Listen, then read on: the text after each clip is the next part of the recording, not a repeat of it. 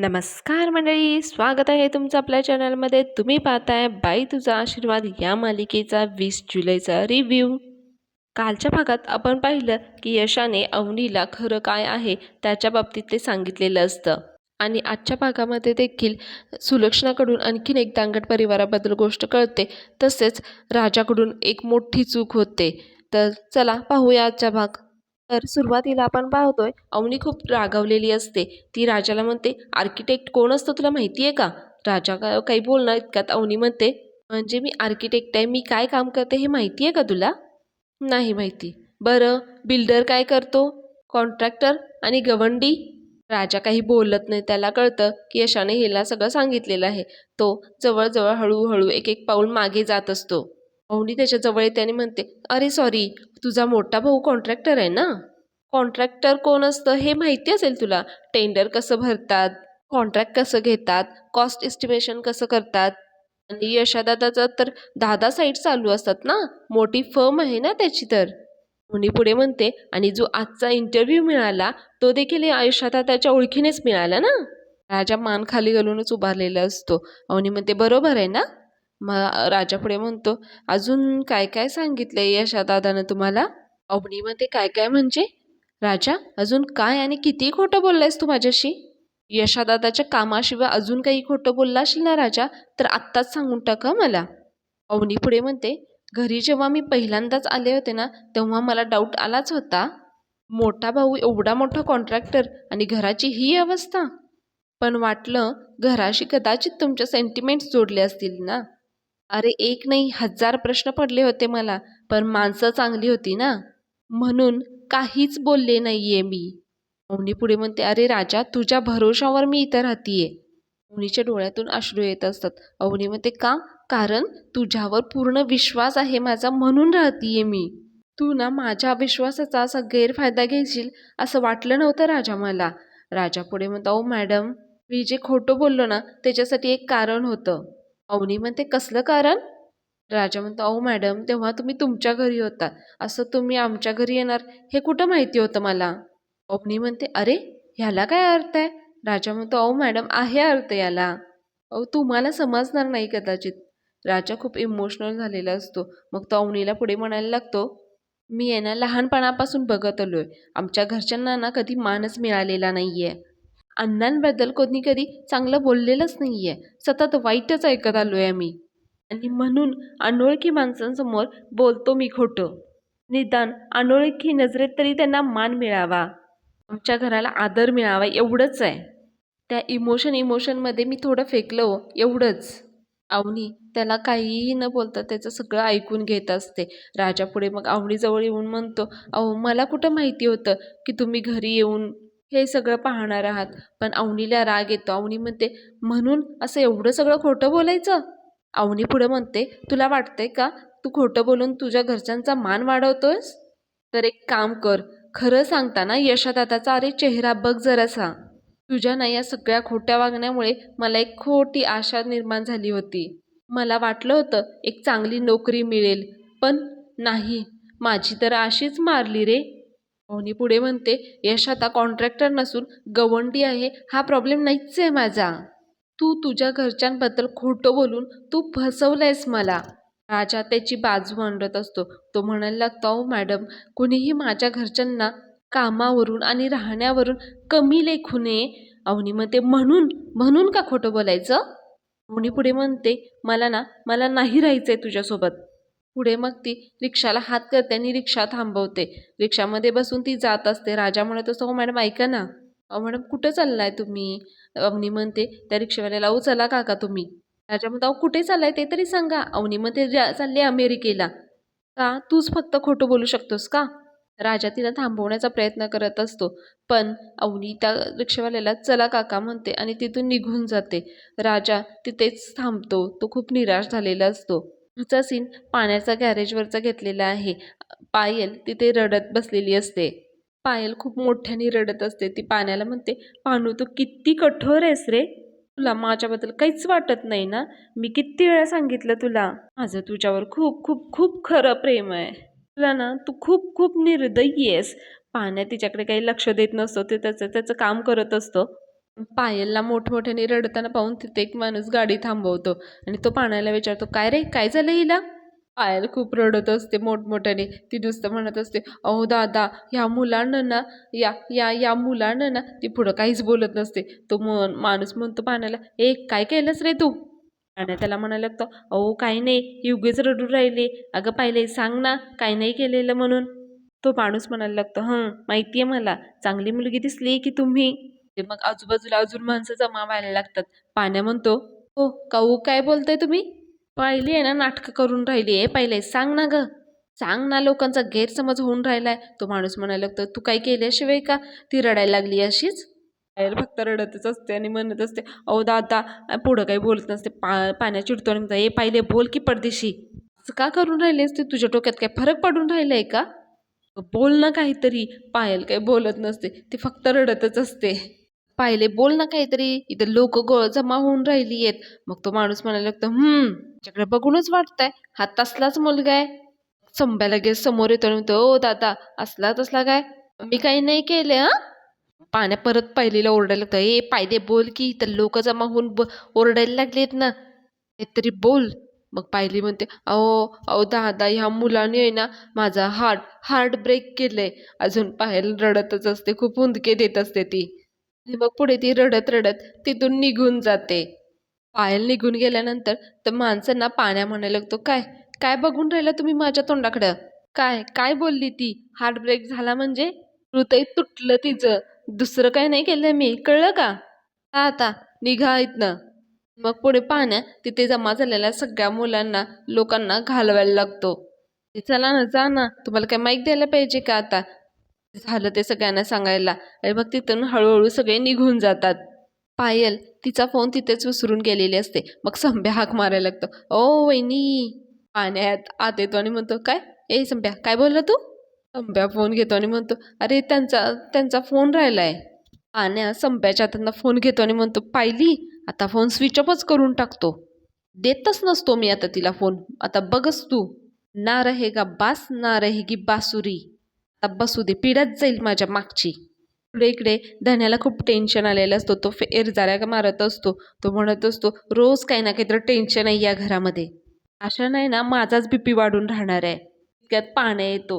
पाण्या बघतो तर धन्या खूप टेन्शनमध्ये दिसतो त्याला. पाण्या मग त्याला विचारतं, ए कॉलेज कुमार, अशा एरझाऱ्या मारायला काय झालंय? काय रे, काय टेन्शनमध्ये आहे का? काय काय झालं? मग तो तिथे बसत बसतच त्याला म्हणतो, का कॉलेजचा रिझल्ट लागलाय काय? पाण्या त्याची चेष्टा करत असतो. पण मग धन्या म्हणतो, काय रे, किती निगेटिव्ह माणूस आहेस रे तू. म्हणतो, ए चापटाळीन ना असा तुला, नीट बोल काय झालं ते.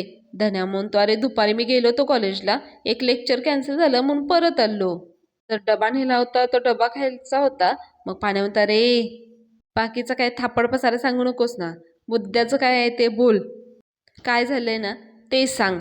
मग धन्या सांगायला लागतो, अरे वहिनी गेल्या होत्या ना इंटरव्ह्यूला राजासोबत, तो इंटरव्ह्यूच कॅन्सल झाला. आणि पुढे मग यशा त्याला काय वाटलं काय माहिती, हिनीनं घेऊन गेलाय कुठंतरी. पाण्या म्हणतो, आणि मग म्हणायला लागतो, काय माहिती, काय गडबडच आहे बघ सगळी. कधी यशा येतो. पाण्या म्हणतो, हा काय आला ना. आल्यानंतर धन्या म्हणतो, अरे यशोदा, वहिनी कुठे आहेत? यशा म्हणतो, म्हणजे अजून घरी आल्या नाहीत त्या? धन्या म्हणतो, अरे तूच तर घेऊन गेला होता ना त्यांना तुझ्यासोबत घेऊन. यशा म्हणतो, अरे पण त्या तिथून तर लगेच निघाल्या होत्या. पाण्या म्हणतो, मग कुठे गेली वहिनी? त्यांचं बोलणं चाललं असतं इतक्यात राजा देखील येतो. मग धन्या म्हणतो, अरे राजा दा आला. धन्या मग राजाच्या मागे अवनीला शोधायला लागतो. तो म्हणतो, अरे वहिनी नाही आले अजून? अरे राजादा, कुठं आहेत वहिनी? राजा म्हणतो, कुठं आहेत म्हणजे? अजून पोचला नाहीत काय त्या घरी? राजाला खूपच टेन्शन यायला लागतं. अवनी अजून घरी आली नाही त्यामुळं तो आहे तसाच काहीच न बोलता मागे पळायला लागतो अवनीला शोधण्यासाठी. मागे धन्या म्हणायला लागतो, अरे राजा आता थांब ना. यशा पाण्या देखील त्याला थांबवत असतात. राजाच्या मागे धन्या देखील जातो, अरे मी येतो म्हणून. इकडे अवनी एका मंदिराच्या दारातून जात असते. ते विठ्ठल रुक्मिणीचं मंदिर असतं. अवनी मग पुढे त्या मंदिरात जाण्याचा विचार करते आणि ती जाते मंदिरामध्ये. इकडे अवनी घरी आली नसल्यामुळे टेन्शन आल्यामुळे राजा तिला शोधायला बाहेर पडलेला असतो. तो सगळीकडे तिला शोधत असतो गाडीवरून, पण अवनी अजून त्याला कुठे सापडलेली नसते. राजा मनाशीच बोलायला लागत असतो, देवी आई, अगं मला त्यांची फसवणूक नव्हती करायची. फक्त त्यांच्या नजरेत माझ्या माणसांचा आणि माझा मान वाढवायचा होता. प्लीज देवयाई, माझ्या आयुष्यातून दूर नेऊ नकोस त्यांना. राजाच्या या खोटं बोलण्यामुळे राजाला तसेच अवनीला आणि बाकी सगळ्यांनाच खूप त्रास होत असतो. अवनी इकडे विचार करत मंदिरात बसलेली असते. तिला राहून राहून यशाचं ते बोलणं सतत आठवत असतं. अवनी विचार करत असते, ज्या माणसावर मी विश्वास ठेवला, ज्याच्या विश्वासावर मी माझ्या बाबांच्या विरुद्ध उभी राहिलीये, आणि आज आज तोच माझ्याशी खोटं बोलला. अवनी मनातून खूप खचलेली असते. तिला खूप वाईट वाटत असतं. इकडे अवनी बसलेली असताना मागून सुलक्षणा आलेली असते मंदिरामध्ये. ती नमस्कार करून फेरी मारत असते. इतक्यात तिला अवनी तिथे बसलेली दिसते. सुलक्षणा स्वतःशीच बोलायला लागते, एकटीच या मंदिरात बसून रडायला लागलीये, म्हणजे नक्कीच हिचं घरी काहीतरी वाजलंय. आता ना हीच संधी आहे, हिला ना हिच्या घरी हाकलायची. निम्म्या तर ती सोडतच नसते. सुलक्षणाला तिच्या मनामध्ये काही बाई भरून तिला इथून घालवणे एवढाच तिचा हेतू असतो.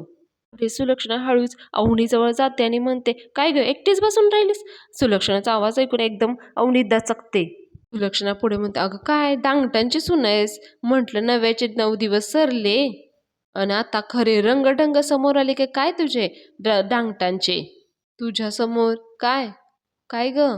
मी रडत असते आणि ती डोळे पुसते आणि म्हणते, नाही काय नाही झालेलं. सुलक्षणा तिच्याजवळ जाते आणि म्हणते, काय नाही झालं? मग रडून का राहिली? सुलक्षणा म्हणते, काय धोंड्यानं काय केलं का राजानं? अवनी मात्र तिला काही कळू देत नाही. ती म्हणते, नाही कुणीच काही केलेलं नाहीये. आईबाबांची आठवण आली म्हणून थोडे डोळे पाणावले. सुलक्षणा म्हणते, हां खरंच आहे, त्रास झाला ना की आईबाबाचीच आठवण येते. सुलक्षणा पुढे म्हणते, तू आहे ना तुझ्या हातानं तुझ्या नशिबावर धोंडा पाडून घेतलास. अवनी तिच्याकडे एकसारखी बघतच असते. पुढे सुलक्षणा म्हणायला लागते, त्या तू राजाशी लगीन करून आणि त्या राक्षसी धोंड्याची सून होऊन. धोंडे ना धोंड्या राक्षसच आहे, तो राक्षस. अवनी म्हणते, अहो तुम्ही काय बोलताय? अवनी पुढे म्हणते, अहो सतत असं वाईट साईड कसं काय बोलू शकता तुम्ही त्यांच्याबद्दल? अवनी पुढे म्हणते, अहो तुमचे सख्खे भाऊ आहेत ना ते? सुलक्षणा पुढे तिला म्हणायला लागते, म्हणजे मी दुष्ट आहे? अवनी तिला काहीच उत्तर देत नाही. मग ती तिच्या गोल गोल फिरत म्हणत असते, काय ग मी दुष्ट वाटते का तुला? मी काही बोलत नसल्यामुळे ती तिच्या हाताला धरून ओढते आणि म्हणते, काय ग तुला खरंच मी दुष्ट वाटते? सुलक्षणा पुढे म्हणते, नाही बरोबरच आहे तुझं. तू आहे ना त्या राजाच्या आणि त्या धोंड्याच्या नजरेनं मला बघत असशील ना, मग तुला मी दुष्ट वाटणारच ना. एकदा आहे ना, एकदा फक्त माझ्या नजरेतनं त्या राजाकडं आणि त्याच्या राक्षसी बापाकडं बघ, आणि मग तुला कळेल की कोण कोण खरं दुष्ट आहे ते. अवनीला तिचं काही ऐकून घ्यायचं नसतं. त्यामुळे अवनी म्हणत असते, भलत असेल तर काहीही बोलू नका तुम्ही. पण सुलक्षणा पुढे बोलतच असते. ती म्हणत असते, अगं तो राक्षसी आहे, राक्षसी वृत्तीचा आहे तो. अवनी मग तिचं न ऐकता तिथून जायला निघत असते. पण सुलक्षणा तिला थांबवते आणि म्हणते, ऐकून जा, मी आहे ना भलत असेल तर काही बोलत नाही. तुझ्या सख्ख्या भावानं एखाद्याचा खून केला आणि जेलात जाऊन आला तर त्याची काही तू आरती ओवाळशील? सुलक्षणा पुढे म्हणते, तुला माहिती आहे का, धोंड्याची बायको आहे ना मेलेली नाहीये, तिला आहे ना ठार मारलंय त्यानं. या पोऱ्यांच्या आईंचा खून केलाय त्यानं. अवनी खूप घाबरायलाच लागते. तिला हे ऐकून खूप आश्चर्य वाटायला लागतं आणि साहजिकच आहे मंडळी, असं अचानक काहीतरी कळल्यानंतर धक्का हा बसणारच ना. सुलक्षणा पुढे म्हणायला लागतं, मग सांग मला आता कोण राक्षस आहे ते? सुलक्षणा पुढे तिला म्हणायला लागते, काय झालं पुढे तुला ऐकायचंय? सांगते ना, ऐकून जा ना तू पुढे. खूप छान काम करतात मंडळी हे कलाकार. त्यामुळं जे काही आपण टी व्हीवर बघतो ते आपल्याला खरं वाटत असतं. पुढे अवनी तिचं काहीही न ऐकता ती जायला निघत असते. सुलक्षणा म्हणत असते, अगं थांब ना, ऐकून जा ना. सुलक्षणा तिच्या मागेच लागलेली असते. अगं थांब थांब, पण अवनी काही न ऐकता ती पुढे पुढे जात असते. सुलक्षणा मात्र तिच्या मागे मागे जात असते, तिला थांबवण्यासाठी, तिच्या मनामध्ये अजून काही भरवण्यासाठी. सुलक्षणा तिला म्हणते, अगं ए पोरी ऐकलं का, थांब ना. इतक्यात राजा देखील त्या मंदिराबाहेर आलेला असतो. अवनी त्याच्याकडे बघते. राजा आतमध्ये यायला लागतो. अवनी टर्न परत घेते आणि मागे जायला लागते. सुलक्षणा परत तिच्या मागे जात असते. राजा म्हणते, ए आत्या तुझं काय आहे, कशाला तू मागे मागे येतेस? चल कीप सेफ डिस्टन्स हा आत्या, तुला मी आधीच सांगून ठेवतोय. सुलक्षणा पुढे म्हणते, अरे मला काही सोस नाहीये, ती आहे ना एकटी रडत बसली होती म्हणून विचारायला गेले होते मी तिला. काय मदत लागते का माहेरी सोडायला वगैरे? राजा म्हणतो चल आता निघ, जा आता. सुलक्षणा म्हणते अरे चप्पल तर घालू देत मला. सुलक्षणा मग चप्पल घालण्यासाठी जाते. तिथेच अवनी बसलेली असते. ती अवनीला म्हणायला लागते, अन हे पाय, काय बी काळजी करू नको. तुला आहे ना कसली बी मदत लागली ना तर मला सांगायचं. स्पेशल एसीची टॅक्सी करीन मी तुला तुझ्या घरी सोडायला. त्याच्या सुलक्षणाला म्हणतो ए चल जा आता घरी. सुलक्षणा मग तिथून निघून जाते. राजा अवनीला म्हणतो चला ना घरी जाऊया. अवनी म्हणते खोटं बोलणाऱ्यांच्या घरी मी नाही येत आहे. राजा म्हणतो अहो हवं तर मला तुम्ही खोटं बोला, पण माझ्या घरच्यांना का खोटं म्हणताय तुम्ही? अवनी म्हणते त्यांना नाही, तुलाच म्हणतीये मी. राजा तिला म्हणायला लागतो अहो ते तेवढं एकच खोटं बोललोय मी, ते पण. अवनी म्हणते एकच? काय राजा, एकच खोटं बोललास तू? राजा थोडासा शांतच असतो. तिला तो काही उत्तर देत नाही. अवनी मग पुढे तिच्या पर्समधून फोन काढते. ती नानांना फोन लावत असते. राजा तिला म्हणतो अहो काय करताय तुम्ही? अवनी डायरेक्ट नानांना फोन लावते आणि तो स्पीकवर टाकते. इकडे नाना खूप टेन्शनमध्ये आलेले असतात. ते स्वतःशीच बोलत असतात. ते म्हणतात ही आहे ना येणे येणे कंपनीचा बोर्ड आहे ना, हे आत्ताच्या आत्ता काढून टाकतो. त्यांचा फोन वाजायला लागतो. मग ते फोन म्हणतात आणि म्हणतात आत्ता कुणाचा फोन आला बघतात आणि ते रिसीव्ह करतात. अवनी बोलायला लागते इकडून, हॅलो, हां सर, अवनी बोलतीये. आजचा इंटरव्ह्यू कॅन्सल झाला ना? अवनी पुढे म्हणते मला कळेल का इंटरव्ह्यू का कॅन्सल झाला आणि पुढे कधी होणार आहे? नाना तिकडे खूप रागाने बोलायला लागतात. ते म्हणतात इंटरव्ह्यू आजच काय, पुढे कधीही आयुष्यात होणार नाहीये. आणि हे बघा मी तुम्हाला आधीच सांगून ठेवतो, माझी कुठलीही NA कंपनी नाहीये. रागाने नाना तिथे असलेला बोर्ड NA कंपनीचा काढून टाकतात. आणि ते पुढे फोनवर बोलून सांगायला लागतात त्या राजाने ना मला सांगितलं म्हणून मी हे केलं. इथून पुढे कधीही हा इंटरव्ह्यू होणार नाही, कळलं का तुम्हाला? आणि राजाला म्हणते चल बोलायचंय का तुला पुढे काय? अवनी त्याला फोन देत असते आणि म्हणत असते बोल बोल ना. राजा म्हणतो ते नाना आहेत ना थोडे मॅनरलेसच आहेत. अवनी म्हणते आणि तू? काय रे राजा अजून किती खोटं बोलणार आहेस तू? राजा म्हणतो अहो हे बघा, मला काही नुकसान करायचं नव्हतं तुमचं. तो म्हणतो अहो सॉरी, खरंच सॉरी. मला माहिती आहे, मान्य आहे की मी खोटं बोलल्यामुळे माझ्यावरचा थोडा विश्वास हललाय तुमचा. पण माझ्या घरच्यांवर तरी विश्वास ठेवू शकता ना तुम्ही? यशादानं तर तुम्हाला सगळं खरं सांगितलंय ना. प्लीज तुम्ही त्यांच्यावर तरी विश्वास ठेवा. अवनी म्हणते विश्वास? तिचा राजावरचा पूर्ण विश्वास उडलेला असतो. त्यामुळे ती एकटीच जायला निघते. राजा म्हणतो अहो मॅडम ऐका ना, प्लीज ऐका ना. अवनी पुढे जात असते. इतक्यात तिथे धन्या येतो आणि तो म्हणतो अहो वहिनी. तो खूप धापा टाकत आलेला असतो. तो म्हणतो अहो वहिनी तुम्ही इकडे आहे व्हय? अहो लय कुठं कुठं शोधलं आम्ही तुम्हाला. शेवटी तुम्ही कुठंच सापडला नाही म्हणून देवाच्याच दारात आलो. देवालाच पाया पडायला आलो होतो की माझी वहिनी मला मिळू दे. थांबा आलोच, देवाला नमस्कार करून येतो. आणि मग देवाला नमस्कार करायला जात असतो. तो राजाला म्हणतो राजादा आलोच हं, चपलांवर लक्ष ठेव. धन्या जातो. मग राजा अवनीला सांगत असतो ऐका ना मॅडम, एक रिक्वेस्ट होती, यातलं काही ना धन्याला काही कळू देऊ नका, म्हणजे ॲज अ माणुसकी. अवनी म्हणते म्हणजे मी पण खोटं बोलू का? राजा म्हणतो नाही, खोटं बोलू नका तुम्ही, पण खरं पण सांगू नका. या दोघांचं बोलणं चालू असतं. इतक्यात धन्या येतो. धन्या म्हणतो चला वहिनी. अवनी म्हणते नाही, मी नाही येणार आहे. धन्याला प्रश्न पडतो. धन्या म्हणतो असं का? का हो वहिनी येणार नाही तुम्ही? अवनी म्हणते नाही म्हणजे मला शॉपिंग करायचं आहे. राजा म्हणतो हां चला ना, आपण जाऊ शॉपिंगला. धन्या जाईल त्याचं घरी. अवनी म्हणते नाही, मला तुझ्यासोबत नाही यायचं आहे शॉपिंगला. मी आणि धनू जाऊ रिक्षानी. मग ती धन्याला म्हणते धनू चल जाऊया आपण. धन्याला काही कळत नाही ह्यांचं काय चाललंय. तो मध्ये काही बोलत नाही. तो अवनी बरोबर मग जात असतो. अवनी पुढे जात असते. मागे मागे धन्या जात असतो. धन्या मग परत राजाजवळ येतो. धन्या राजाला म्हणतो रे काय गरम नाही का तू? काय मॅटर केलंयस? काय परत भांडणं केलीस ना? मग राजा म्हणतो अरे जा जा चल जा लवकर, त्या गेल्या बघ आणि लक्ष ठेव त्यांच्यावर. अवनी आणि धन्या मग जात असतात. राजा त्यांना लांबूनच बघत असतो. राजा स्वतःशीच मनाशी बोलायला लागतो देवी आई, अगं करायला गेलो एक आणि झालं दुसरंच, आता काय करू? अरे यशादा, तू फार चुकीचं केलंयस बघ हे. यशाने अवनीला खरं सांगायला नको पाहिजे होतं असं राजाला वाटत असतं. इकडे यशाने पाण्याला देखील सर्व काही सांगितलेलं असतं. यशा पाण्याला म्हणत असतो अरे मी गडबड केली का? मला फक्त खरं सांगायचं होतं. मी वेगळ्या पद्धतीने सांगायला पाहिजे होतं का? पाण्या म्हणतो, "अरे यशादा, तू बरोबरच बोललायस. खरं ना असं तलवारीच्या धारेसारखं असलं पाहिजे. एक घावान दोन तुकडे. असा कुणाचा विश्वास नाही तोडला पाहिजे." यशा म्हणतो, "अरे पण खरं बोलून तरी काय फायदा झाला? अरे त्या घर सोडून गेल्या असतील तर?" यशाला देखील खूप वाईट वाटत असतं. पाण्या म्हणतो, "अरे यशोदा, हे कधी ना कधी वहिनीला कळणार होतंच ना?" यशा म्हणतो, "अरे खूप खूप वाईट वाटलं रे त्यांना." पाण्या म्हणतो, "अरे वाईट तर ना त्या राजाला वाटलं पाहिजे. चूक ना तर त्याचीच आहे. तो खोटं बोलला. त्याला अक्कल नको?" राजा सतत खोटं बोलत असतो. त्यामुळे पाण्याला त्याचा खूप राग येत असतो. मग पाण्या म्हणायला लागतो, "आणि कुठं कुठं गेलाय कुठं ह्यो राजा?" राजा बाहेर आलेला असतो. तो म्हणतो, "राजा इथे आहे." पाण्या राजाला विचारायला लागतो, "राजा, काय रे? वहिनी कुठे आहेत?" राजा म्हणायला लागतो, "विचार ना, विचार. थोरल्या भावाला विचार तुझ्या." राजा पुढे बोलायला लागतो, "खरं बोलायची लय हौसच आहे ना? साक्षात हरिश्चंद्राची औलादच आली आहे दांगटांच्या घरात."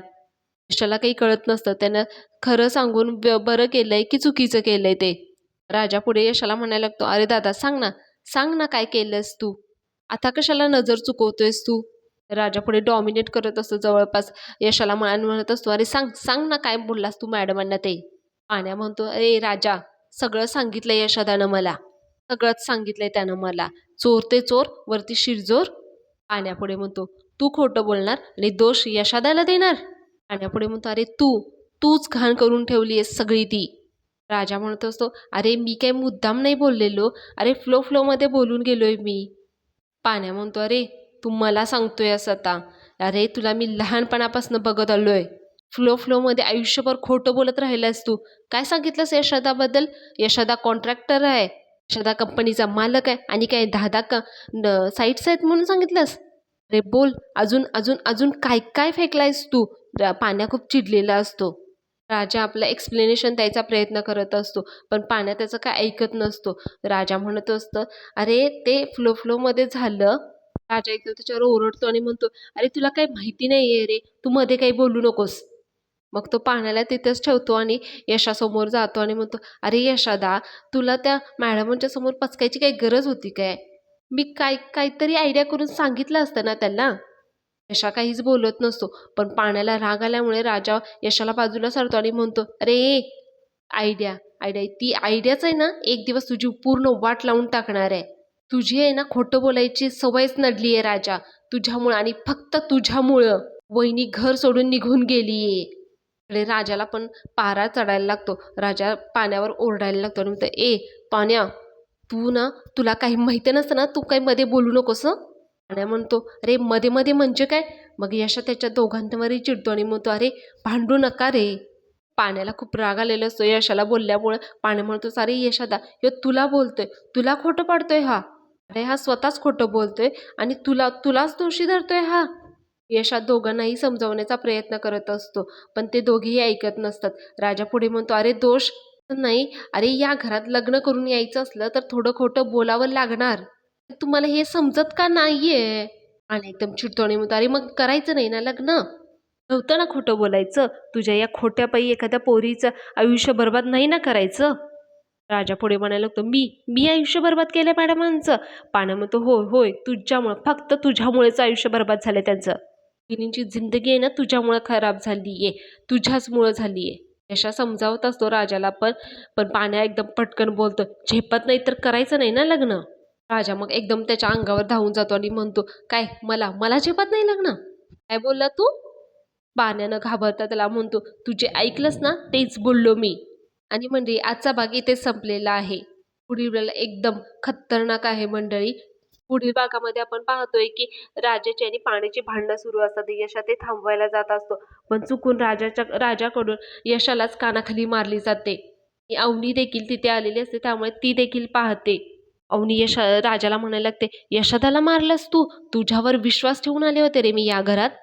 तुला मी माझा जवळचा मित्र मानत होते. अरे तू मित्र काय, शत्रूचा सुद्धा लायकीचा नाहीयेस." ती खूप रडत असते आणि राजाला म्हणत असते, "खूप वाईट आहेस रे राजा, तू खूपच वाईट आहेस." रांगड घराण्यामध्ये आज राजा एक मोठा विलन झालेला असतो.